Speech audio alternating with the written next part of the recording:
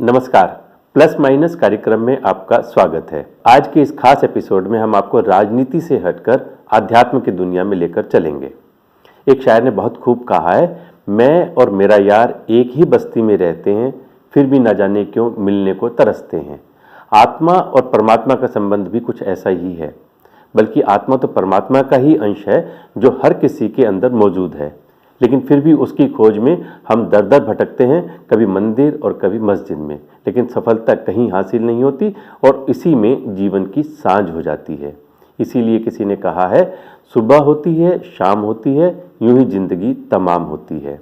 हम अपने आप को कैसे इस आकर्षण से बचा सकते हैं, कैसे गलतियां दोहराने से बच सकते हैं, कैसे फिसलन से बच सकते हैं, इन्हीं सब की जानकारी लेते हैं विश्व प्रसिद्ध ब्रह्म कुमारी बहन शिवानी से, जो प्रेरणादायी वक्ता है और करोड़ों लोगों के दिलों में अपना स्थान बना चुकी हैं। आइए मिलते हैं शिवानी दीदी से। शिवानी जी, आपका बहुत बहुत स्वागत है। Om Shanti, thank you.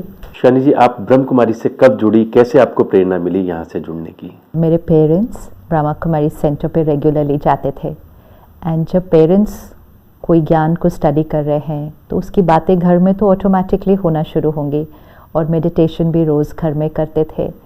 तो मेरी मदर ने काफ़ी ट्राई किया कि मुझे भी इमिजिएटली, क्योंकि मैं कॉलेज में थी उस टाइम, इंजीनियरिंग कॉलेज में, कि मुझे भी उसको स्टडी करना चाहिए। लेकिन लाइफ में सब कुछ परफेक्ट था, पढ़ाई में सब परफेक्ट था, जीवन में कोई ऐसा चैलेंज नहीं था, तो मुझे कुछ ज़रूरत भी नहीं लगी कि स्पिरिचुअलिटी की क्या ज़रूरत है अपनी लाइफ में, या मेडिटेशन क्यों करनी चाहिए। तो मैंने एक्चुअली काफ़ी टाइम तक अपने आप को उससे डिस्टेंस ही रखा कि मुझे उसमें कोई इंटरेस्ट नहीं था।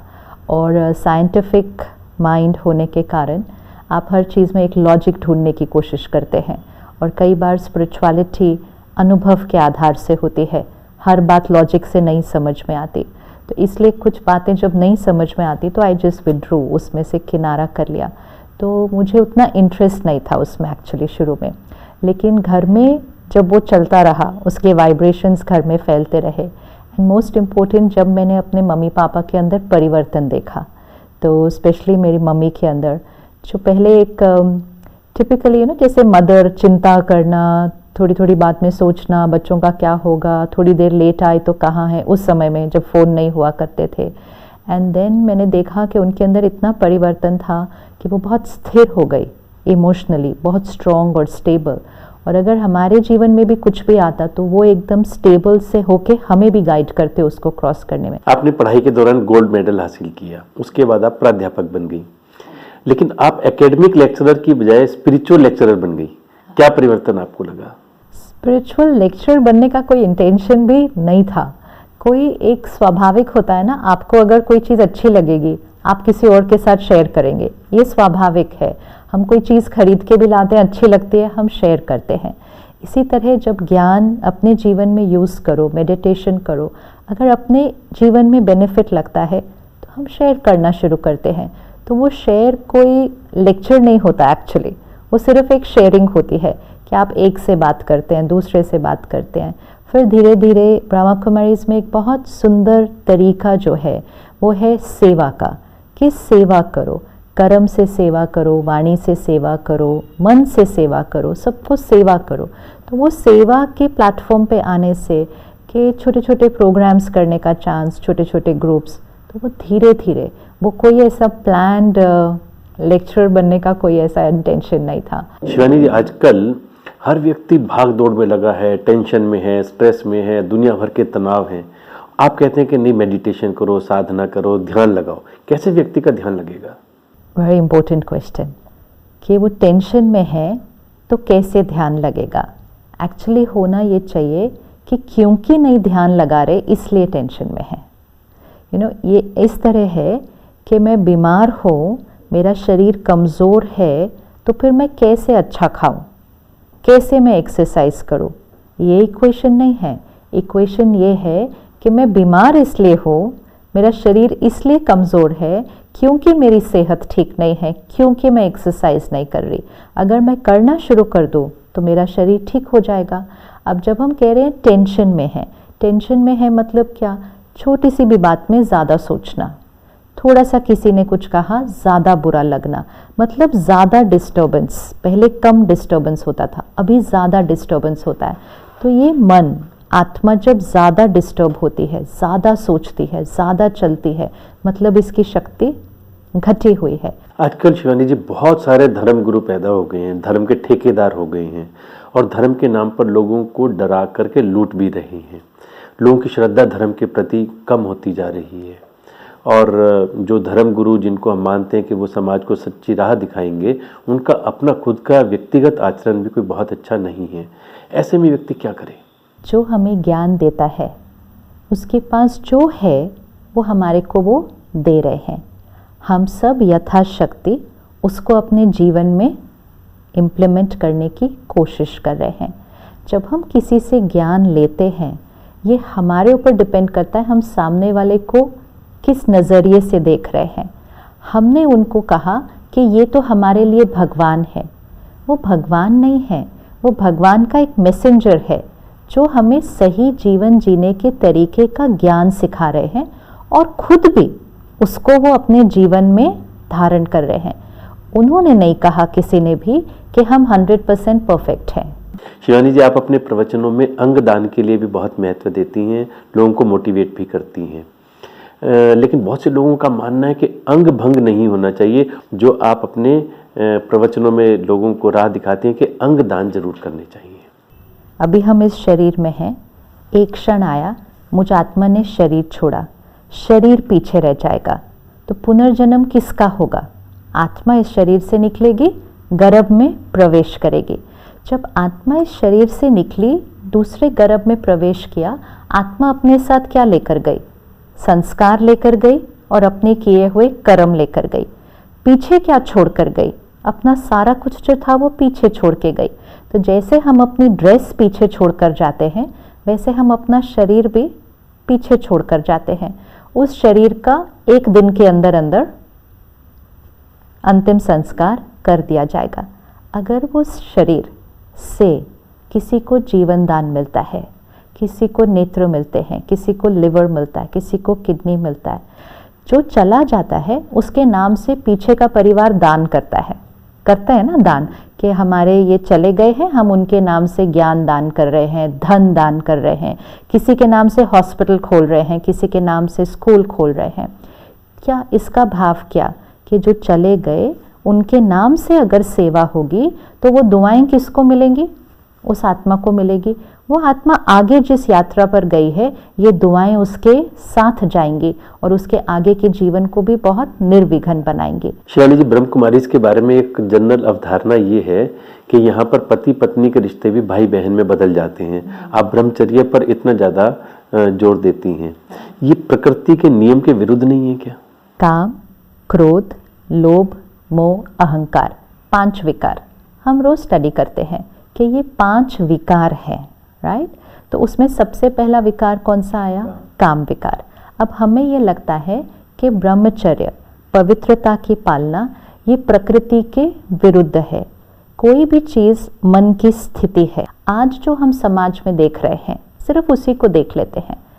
आज एक बच्चा भी सुरक्षित नहीं है। आज एक बच्चे को घर नहीं छोड़ के जा पाते लोग कि पता नहीं कौन, क्या, कहाँ। आज बच्चे को स्कूल भेजने से भी पेरेंट्स डरते हैं क्योंकि काम विकार अति को पहुंच चुका, कि मानसिकता के अंदर, सोच में कितनी अपवित्रता आ गई है कि एक छोटे से बच्चे को भी किस नज़रिए से देखते हैं, किस दृष्टिकोण से देखते हैं। ये है काम विकार की अति। क्या ये नेचुरल है? ये नेचुरल नहीं है। ये काम विकार की अति कैसे हुई? मेरी विकारों की अति हुई। अब इसी तरह पवित्रता, पवित्रता मतलब मेरी दृष्टि हरेक के प्रति पवित्र है। अगर किसी की दृष्टि अपवित्र हो सकती है तो किसी की दृष्टि पवित्र क्यों नहीं हो सकती? अगर हम दूसरा विकार लें, क्रोध, अगर कोई क्रोध कर सकता है तो कोई बिना क्रोध के भी तो काम कर सकता है। इनमें से दोनों में से कौन सा प्रकृति के विरुद्ध है, क्रोध या शांति? तो हम कहेंगे क्रोध करना नेचुरल है क्या?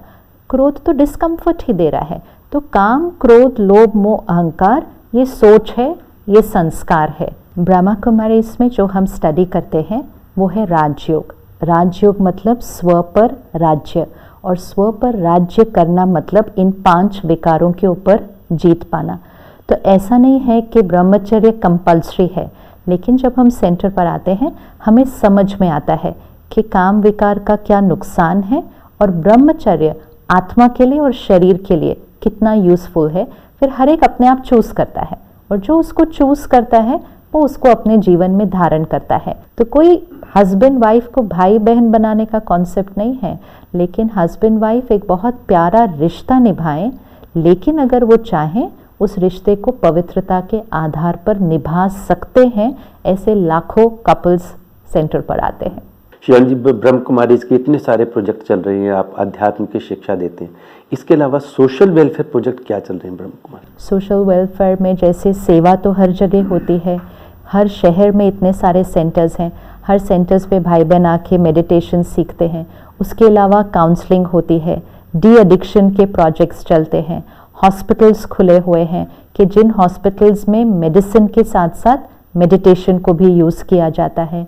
एक बहुत सुंदर नया प्रोजेक्ट चला है, वो है योगिक खेती, कि खेतों में जाकर, किसानों के साथ खेतों में जाकर खेतों पर मेडिटेशन किया जाता है, ताकि मेडिटेशन के प्रयोग से और केमिकल्स और पेस्टिसाइड्स वो न यूज़ करें और योग से, अपने संकल्प की शक्ति से जो रिजल्ट निकल कर आती है, उस फूल के, उस फल के, उस पौधे के, उस सब्जी की, उसका साइज, उसका रंग, उसका टेस्ट एंड मोस्ट इम्पोर्टेंट उसकी वाइब्रेशंस। इसी तरह और प्रोजेक्ट है reversal of coronary artery disease, कि हार्ट के जो ब्लॉकेजेस हैं वो स्पिरिचुअल लाइफस्टाइल से कैसे ठीक होते हैं, डायबिटीज़, ऐसे बहुत सारे। और सोलर का सबसे बड़ा कुकिंग सिस्टम जो है वो माउंट आबू में सबसे पहले लगा। तो सोलर का बहुत ज़्यादा प्रमोशन होता है, सब सेंटर्स पे सोलर प्लांट्स हैं, ताकि लोग उसको देखकर अपने अपने घरों में भी यूज़ करें। आपके मिशन के साथ करोड़ों लोग जुड़े हुए हैं। यदि हमारे दर्शक आपके साथ में, आपके मिशन के साथ जुड़ना चाहें, ब्रह्म कुमारी का सदस्य बनना चाहें या कुछ मेडिटेशन सीखना चाहें, कैसे संपर्क करें? ब्रह्मा कुमारीज के तो हर जगह सेंटर है, अबाउट 140 देशों में है। भारत देश में कहें तो हर शहर में, हर टाउन में, गांव में भी है। हर शहर में भी मैक्सिमम 4 या 5 किलोमीटर के अंदर एक सेंटर है, और सेंटर पर जाकर मेडिटेशन सीखना चाहते हैं, ये बस बहनों को बताएं। 7 दिन का कोर्स है, 1 घंटा रोज़, कोई भी 7 दिन, कोई भी 1 घंटा, और ये सब कुछ निःशुल्क कराया जाता है। तो बहनों के साथ बस अपना टाइम फिक्स करें और मेडिटेशन सीखना शुरू करें। आपने कहा कि बहनें हैं हर सेंटर में और वो मेडिटेशन सिखाती हैं, क्या कारण है कि ब्रह्म कुमारीज में दीदी और दादी बहनों का ही ज़्यादा रोल है, ज़्यादा आधिपत्य है? नहीं, ये तो नहीं कहेंगे, इक्वल है। जब ये संस्था स्टार्ट हुई तो निराकार परमात्मा ने जिसका आधार लिया वो है प्रजापिता ब्रह्मा, जिनका नाम पहले दादा लेखराज था।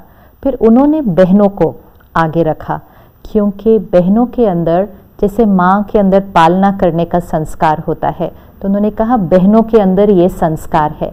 और ये कौन से समय की बात, 1936 की बात हो रही है, जिस समय तो बहनें उतना तो समाज में आगे नहीं थी जैसे आज का समय है। तो ब्रह्मा बाबा ने कहा कि बहनें ही सेंटर को संभालेंगी, बहनें ही सबको सिखाएंगी, क्योंकि आप समझ सकते हैं पवित्रता की पालना, ब्रह्मचर्य व्रत की पालना करनी है, और औरों को भी वो पालना देकर उनको भी उस रास्ते पर चलाना है। इसमें एक एक पर बहुत प्यार से पालना करनी पड़ती है, लेकिन इक्वल। हिंदू, मुस्लिम, सिख, ईसाई हर धर्म के लोग आपके यहाँ आते हैं या हिंदू धर्म के लोग ज़्यादा? कोई भी ऐसा रिलीजन ही नहीं है कि जिसके भाई बहन यहाँ नहीं है, क्योंकि ये रिलीजन की बात ही नहीं है। अगर मैं हिंदू हूँ तो मैं आज भी हिंदू ही हूँ, जो मुस्लिम है वो मुस्लिम ही है। तो सब धर्म, सब देशों में, सब रिलीजन्स, कास्ट, क्रीड, सबके भाई बहन आते हैं। शिवानी जी, आपके जीवन में इतनी पवित्रता है, आपके विचार भी इतने अच्छे हैं, करोड़ों लोगों के दिलों में आपने स्थान बनाया है। यदि आपको राजनीति में जाने के लिए कहा जाए तो आपको कैसा लगेगा? राज्य तो खुद पर करना है अभी पहले, है ना। ये वो समय है जो हम सबको खुद पर राज्य करना है। स्वराज्य आज के समय की नीड है हमारी। स्वराज्य से ही स्वर्ग इस सृष्टि पर आए। शब्दों में उलझा रहे हो, मैं सीधी सीधी पॉलिटिक्स तो की बात करना जीवन का चाहता लक्ष्य हूं। है।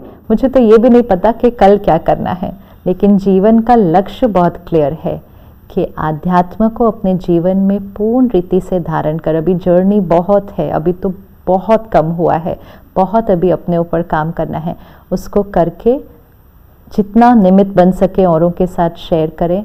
इस सृष्टि को परिवर्तन करना है, ये परमात्मा का संदेश है। बहुत बहुत धन्यवाद शिवानी जी, आपने बहुत सरल और सहज तरीके से हमारी आज की ये आध्यात्मिक यात्रा कराई है और मुझे लगता है दर्शकों को भी निश्चित रूप से इसका लाभ मिलेगा। आपका बहुत बहुत धन्यवाद। शांति, थैंक यू।